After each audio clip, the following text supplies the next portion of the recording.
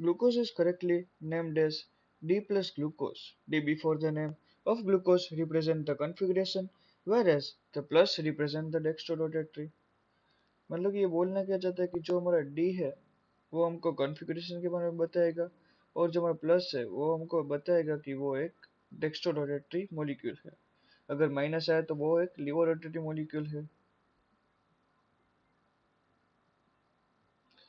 It should be remembered that D and L have no relation with the optical activity of the compound। और हमको ये मालूम होना चाहिए कि D और L का कुछ भी रिलेशन नहीं है जो हमारी ऑप्टिकल एक्टिविटी होती है कंपाउंड की उस पे।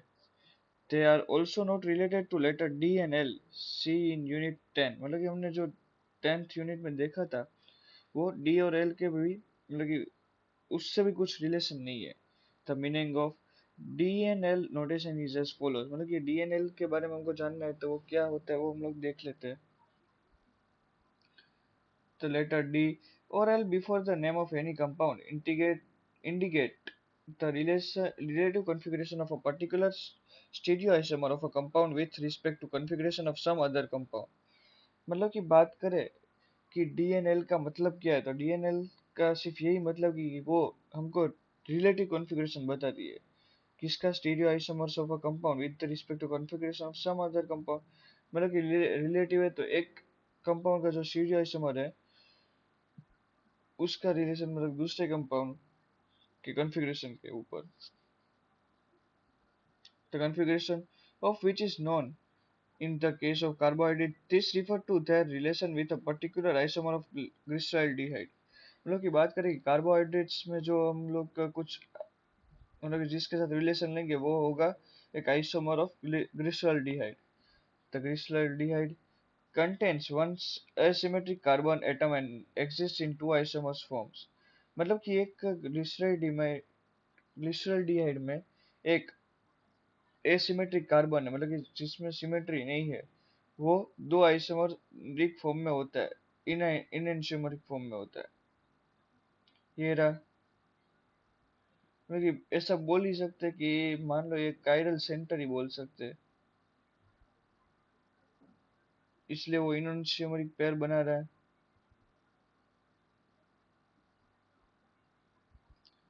The isomer glyceraldehyde has D configuration। It means that when its structural formula is written on paper following specific convention which you will study in higher classes। मतलब कि हम लोग जब आने वाले कॉलेज में या उसमें पढ़ेंगे, the OH group lies on the right hand side in the structure। All those compounds which can be chemically correlated to D plus isomer of glyceraldehyde are said to be have D configuration।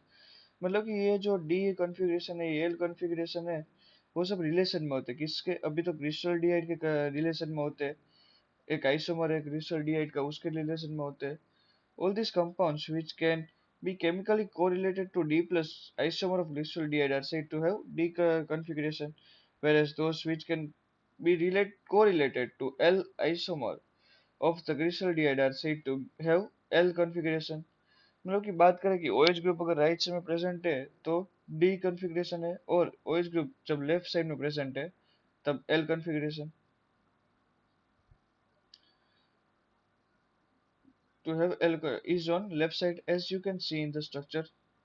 For assigning the configuration monosaccharides in, it is the lowest asymmetric carbon।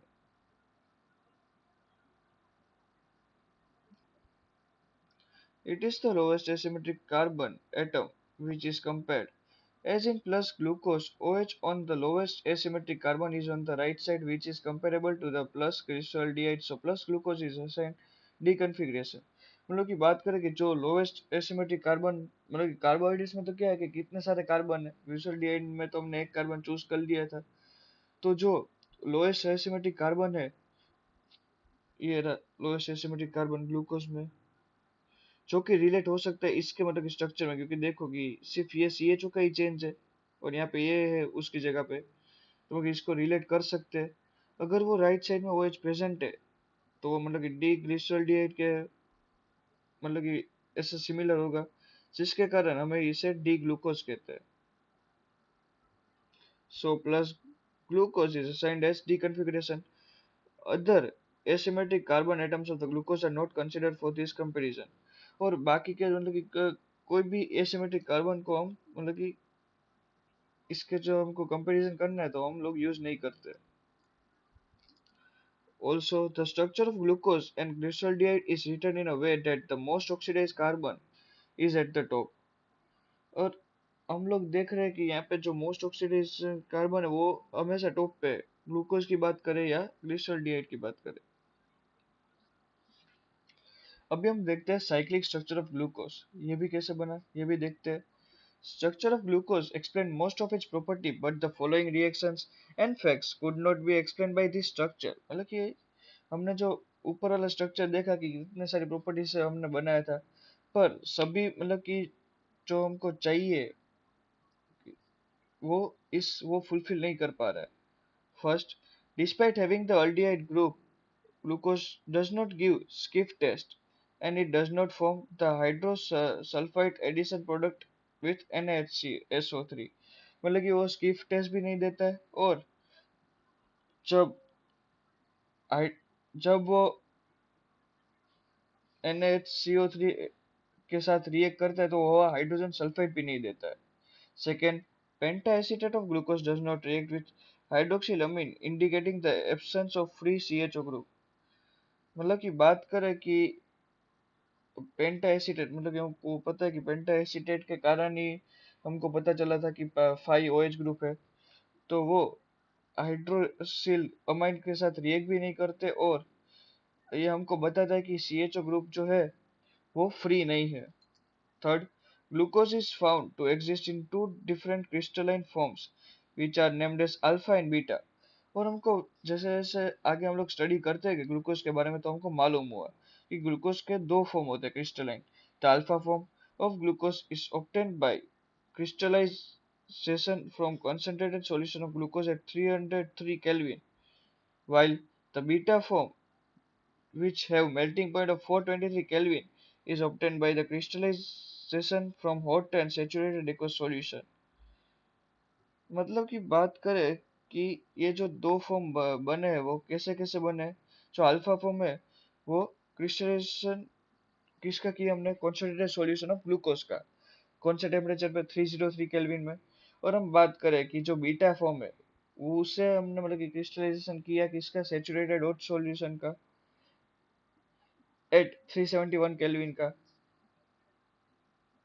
The behavior could not be explained by the open chain structure. First, for glucose, it was proposed that the one of the OH group may add to the CHO group and form a cyclic hemiacetal structure.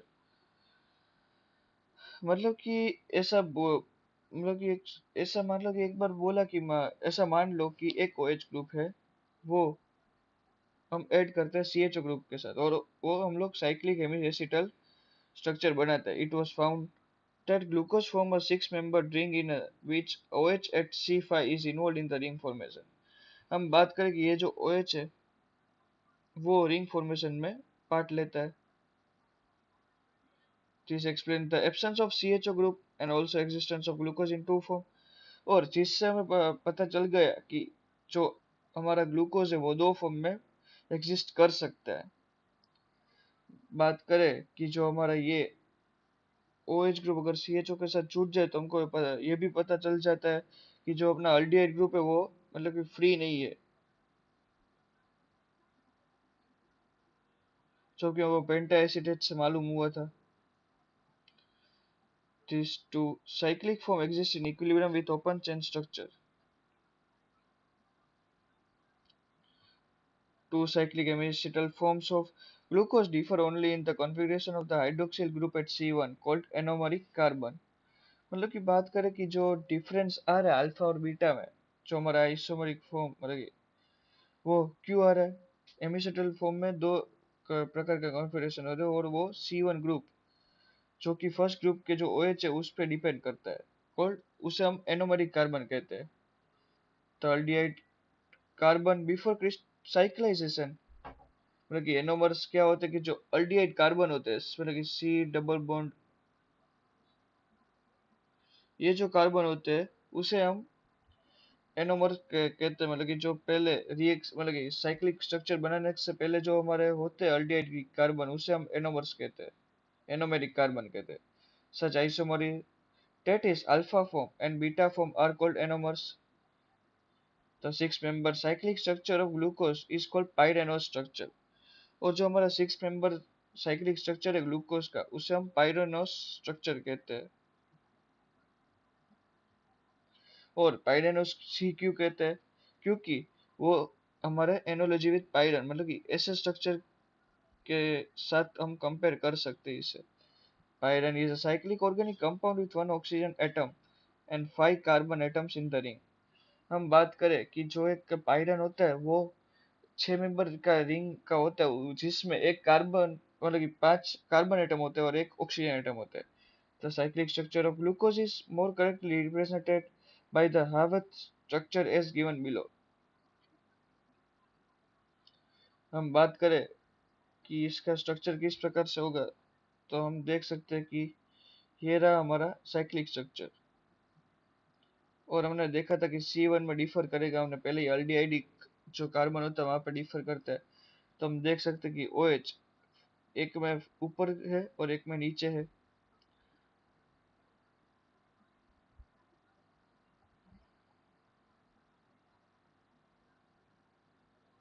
जब OH हमारा CH2OH के साथ opposite side में हो तो वो हमें alpha structure देगा।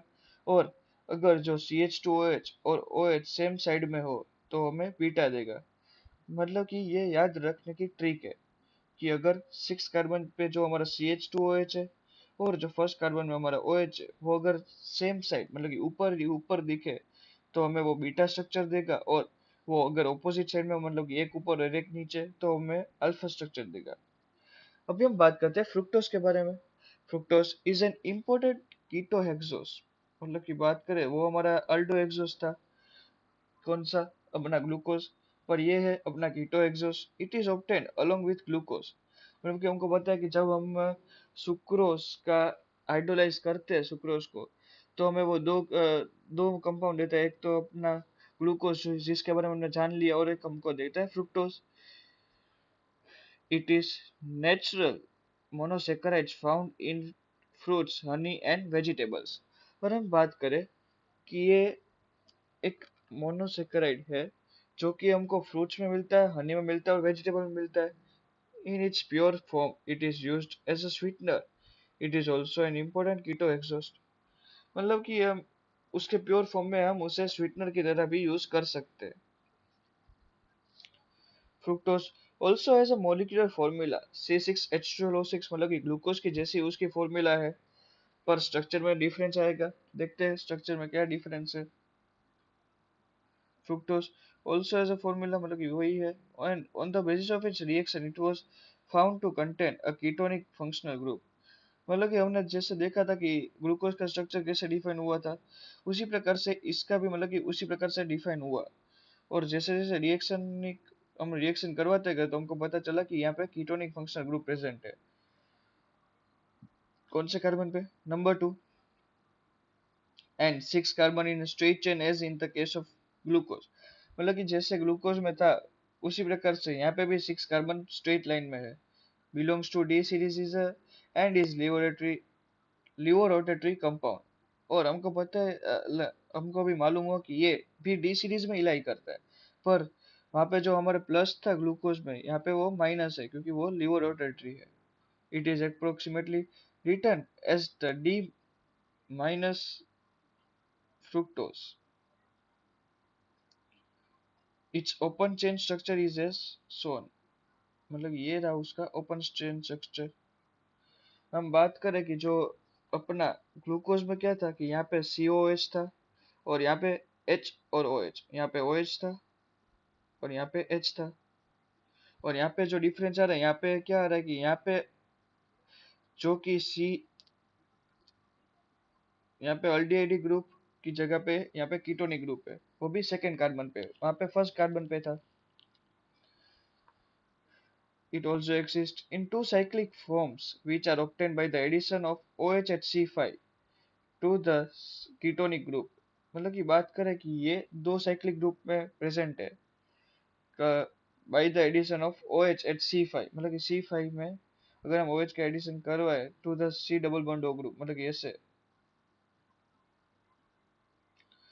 The ring thus formed is a 5 member ring and is named as Furanose। और हम बात करें कि ये जो 5 member रिंग है, हमको 6 member के रिंग के बारे में पता है कि वो पाइरोस कहते हैं, मतलब कि पाइरेनोस, पाइरेनोस कहते हैं, किसके लिए, पाइरन के लिए। और यहाँ पे हम देख रहे हैं कि उसे हम फ्यूरेनोस कहते हैं। क्यों? क्योंकि फ्यूरेन से वो सिमिलर स्ट्रक्चर बनाता है। Furan is a 5 member cyclic compound with 1 oxygen and 4 carbon atoms. उसी प्रकार से उसका स्ट्रक्चर है।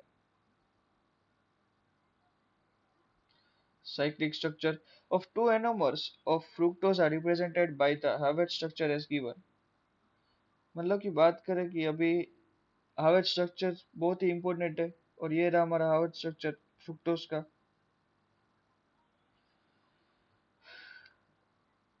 तो क्या है कि क्या डिफरेंस आ रहा है, हमने वहां पे देखा था, मैंने बोला था आपको कि जो अपना CH2OH है सिक्स्थ पे, और ये फर्स्ट पे जो अपना OH, अगर वो सेम साइड पे लाई करे तो वो बीटा देगा, और अगर ऑपोजिट साइड पे लाई करे तो वो हमें अल्फा देगा। उसी प्रकार से यहाँ पे भी हम देख सकते हैं, अगर सिक्स्थ में ही देखे, जो अपना CH2OH अगर वो सेम साइड पे लाई करे तो वो हमें दे रहा है क्या, बीटा। पर हमें यहाँ पे देखना होगा कि ये जो कार्बन नंबर है वो सेकेंड है, और वहां पे हम लोग को था फर्स्ट। और यहाँ पे हम भी देख सकते हैं कि सेकंड पे जो लाई कर रहा है, अगर वो ऑपोजिट साइड पे हो OH और यहाँ पे CH2OH, तो हमें अल्फा देगा। बाकी तो कुछ स्ट्रक्चर में हम लोग डिफरेंस नहीं है ज्यादातर।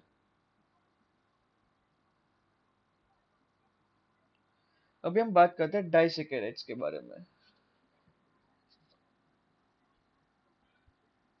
You already read that disaccharides on hydrolysis with dilute acid or enzymes yields two molecules of either the same or different monosaccharides। हमने पहले भी देखा था कि जब जब हम लोग एसिड के साथ रिएक्ट करवाते थे या फिर एंजाइम के साथ, तो डाइसैकेराइड हमको मोनोसैकेराइड देता था, या फिर वो दो मोनोसैकेराइड दे जो कि सेम मोलिकुलर फॉर्मूला हो, या फिर वो डिफरेंट दे कंपाउंड, मतलब कि सेम मोलिक्यूल्स दे या फिर डिफरेंट मोलिक्यूल्स दे। मतलब की बात करें, सुक्रोज ने हमें दिया एक ग्लूकोज और एक फ्रुक्टोज, और हमने जो मेल्टोज को किया था वो उसने हमको दोनों यूनिट ग्लूकोज का ही दिया। The two monosaccharides are joined together by an oxide linkage formed by the loss of water molecules। और हम बात करें कि ये जो दो मोनोसैकेराइड्स यूनिट है वो दोनों ज्वाइंट होते हैं, किससे, मतलब कि ऑक्साइड लिंकेज से। Such a linkage between two monosaccharides units through oxygen atom is called glycosidic linkage। और ये जो हमारा लिंकेज है उसे हम ग्लाइकोसिडिक लिंकेज कहते हैं। Such a linkage between two monosaccharides units through oxygen atom is called glycosidic linkage। अभी हम सुक्रोज के बारे में थोड़ा बहुत डिस्कस कर लेते, पहले देख लेते हैं यहाँ क्या दिया है। In disaccharides if the reducing group of monosaccharides aldehydic और ketonic group are bounded, this are non reducing sugar. मतलब कि ऐसा मान लो कि अगर अल्डिहाइड और कीटोनिक ग्रुप बॉन्डेड है तो वो नॉन रिड्यूसिंग शुगर है। Example sucrose. On the other hand sugars in which this functional groups are free, मतलब कि अगर बात करो कि ये फ्री फंक्शनल ग्रुप हो तो उसे हम क्या कहते हैं, रिड्यूसिंग शुगर कहते हैं। Example maltose and lactose. और हमको पता है कि अगर वो फ्री हो गए तो ही वो टेस्ट देंगे जो हमको चाहिए थी। टोलेंस और फेलिंग्स की हमने बात की थी। सुक्रोज के बारे में बात कर लेते हैं। One of the common disaccharide is sucrose which on hydrolysis give equimolecular D plus glucose and D minus fructose. हम बात करें फ्रुक्टोज के, मतलब कि सुक्रोज के बारे में, तो हमको पता है कि वो हमें ग्लूकोज देगा और फ्रुक्टोज देगा।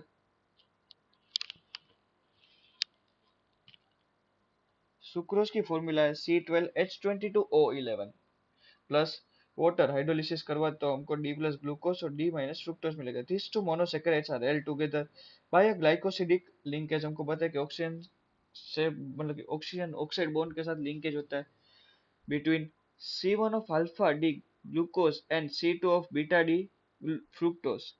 Since the reducing sugar groups of glucose and fructose are involved in glycosidic bond formation, sucrose is a non-reducing sugar।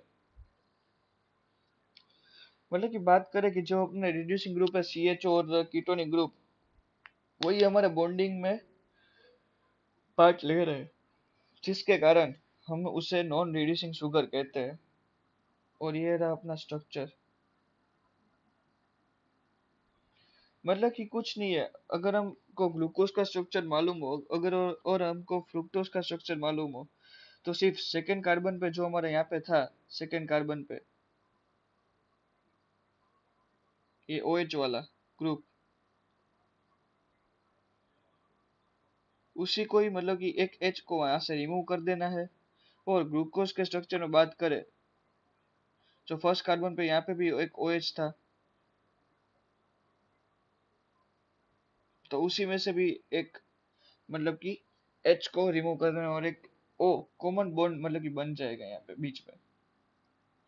Sucrose is dextrorotatory but after hydrolysis give sucrose is a dextrorotatory but after hydrolysis give dextrorotatory glucose and levorotatory fructose। मतलब कि overall structure की बात करें sucrose की, तो वो एक dextrorotatory है। पर हम लोग को मालूम होता है कि अगर हम हाइड्रोलिसिस करवा दे तो हमको वो डेक्स्ट्रोरोटेटरी ग्लूकोज देता है और लिवोरोटेटरी फ्रुक्टोज देता है। Since the liver rotation of fructose is minus 92.4 and is more than the dextro rotation of the glucose, the mixture is levorotatory। अगर हम बात करें कि ये जो फ्रुक्टोज है वो कौन कितने एंगल में लिवोरोटेटरी, मतलब कि माइनस 92.4, और ग्लूकोज की बात करें तो वो 52.5 है। पर तो मतलब कि हमको मालूम पड़ता है कि ये जो मिक्सचर है वो तो लिवोरोटेटरी है। Thus, hydrolysis of the sucrose brings about a change in sign of rotation from dextro to levo and the product is named as invert sugar। और अगर कोई भी कंपाउंड में ऐसा हो कि हाइड्रोलिसिस के बाद वो हमको मतलब कि रोटेशन की साइन चेंज करवा दे, मतलब कि डेक्स्ट्रो से लीवो हो जाए या लीवो से डेक्स्ट्रो हो जाए, तो हम उस टाइप के शुगर को कहते हैं इन्वर्ट शुगर। मतलब कि इन्वर्ट मतलब कि साइन चेंज हो गई। The maltose another disaccharides, maltose is composed of two alpha D glucose units, C1 of the glucose one is linked to the C4 of the another glucose unit 2। The free aldehyde group can be produced at C1 of second glucose in solution and it shows reducing properties of, so it is reducing sugar। और हम बात करें कि जो free group है aldehyde वो produce हम कर सकते हैं कहाँ पे, C1 ऑफ सेकेंड ग्लूकोज, मतलब कि सेकेंड ग्लूकोज के C1 पे हम लोग वो aldehyde ग्रुप प्रोड्यूस कर सकते हैं, जिसके कारण हम उसे कहते हैं रिड्यूसिंग शुगर। और जो नहीं कर सकता उसे हम कहते हैं नॉन रिड्यूसिंग शुगर। ये रहा अपना माल्टोज का स्ट्रक्चर। क्योंकि यहाँ पे आप देख सकते हो कि जो फर्स्ट अपने कार्बन था जहाँ पे aldehyde ग्रुप प्रेजेंट था, वो एक तो लिंकेज में, पर यहाँ पे कौन सा है फोर्थ नंबर का, पर जो फर्स्ट नंबर का कार्बन है वो तो फ्री है, इसलिए हम उसे रिड्यूसिंग शुगर कह सकते हैं। और अगर हम लेक्टोज की बात करें तो लेक्टोज में क्या होता है, it is more commonly known as milk sugar और उसे हम कहते हैं milk sugar. Since the disaccharide is found in milk, it is composed of beta D galactose and beta D glucose। हम बात करें कि जो हमारा डाइसेकेराइड है वो हमको मिल्क में मिलता है, जिसके कारण हम उसे मतलब मिल्क शुगर कहते हैं। It is composed of beta D galactose and beta D glucose. और ये जो है वो बीटा डी गैलेक्टोज से बना है और बीटा डी ग्लूकोज से बना है। और हमको बीटा का मीनिंग तो मालूम है कि अगर वो सेम साइड पे हो CH2OH और अपना OH first and six carbon वाला, अगर वो सेम साइड पे हो तो हम उसे बीटा कहते हैं। अब देख सकते हैं यहाँ पे भी।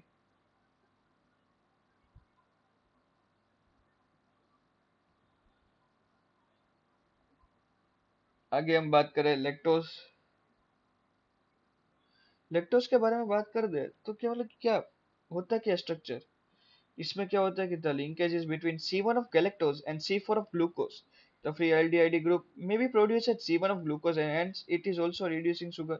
मतलब कि इसमें भी हम लोग, उसमें क्या था कि पहले में मेल्टोज में कि जो दो स्ट्रक्चर थे मतलब कि दो ग्लूकोज थे, वो उसमें एक पहला वाला C1 of glucose 1 and C4 of glucose 2, जिसके कारण हमारा जो C1 वाला जो अल्डिहाइड ग्रुप था वो तो फ्री हो गया था, जिसके कारण हम उसे रिड्यूसिंग शुगर कहते थे। यहाँ पे भी एक C1 हम लोग यूज में नहीं करते एक ग्लूकोज का। और उसके जगह पे हम यूज करते हैं फोर्थ कार्बन वाला, जिसके कारण हम उसे रिड्यूसिंग शुगर कहते हैं।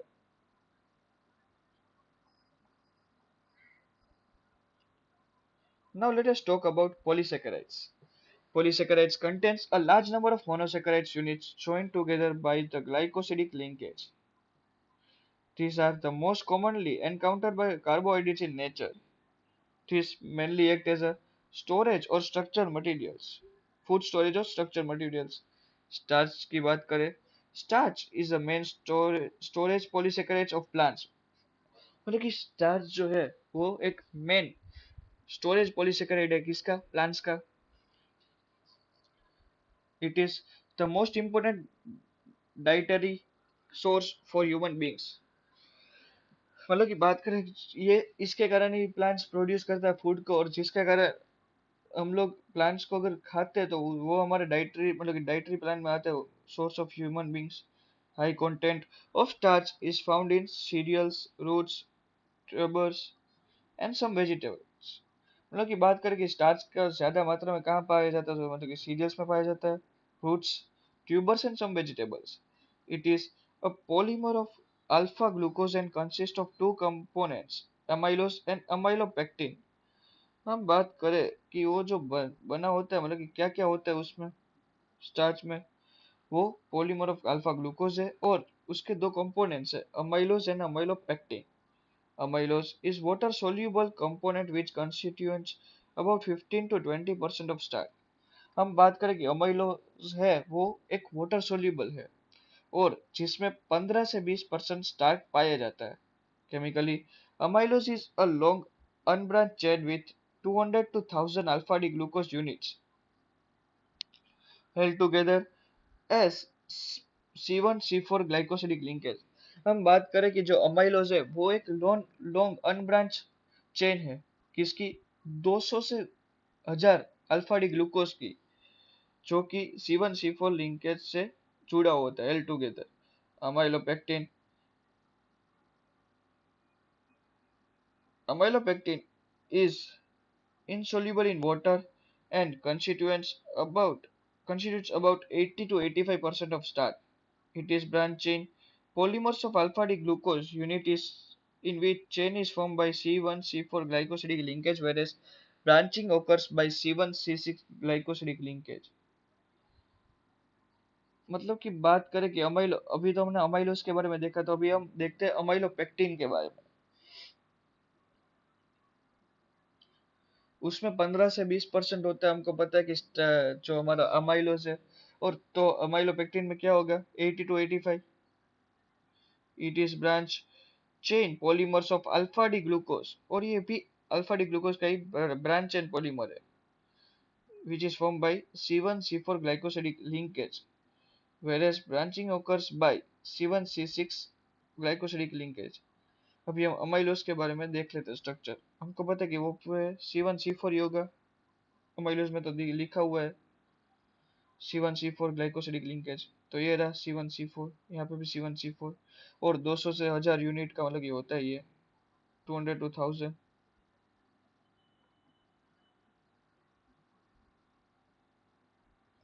अभी हम बात करते हैं अमाइलोपेक्टिन के बारे में. और हम लोग देख सकते हैं कि यहाँ पे क्या दो पार्ट में मतलब डिवाइड हो रहा है. C1C4 है वो चेन, मतलब कि चेन कैसे फॉर्म होती है, C1C4 के कारण, और जो ब्रांचिंग होती है वो C1C6 के कारण होती है. और हम लोग देख लेते हैं कि अमाइलोज है वो तो अनब्रांच है, यहाँ पे लिखा ही हुआ है, ये रहा लॉन्ग अनब्रांच, पर यहाँ पे तो ब्रांचिंग है अमाइलोपेक्टिन में. तो मतलब कि C1C4 का क्या है कि चेन में मतलब कि छूटना, और C1C6 का काम है ब्रांचिंग करवाना.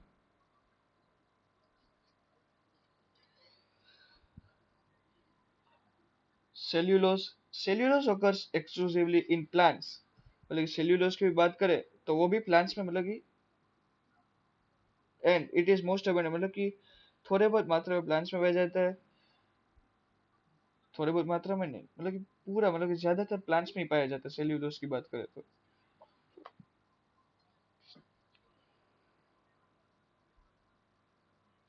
And it is the most abundant organic substance in plant kingdom. It is predominant constituent of a cell wall of plant cell cellulose is a straight chain।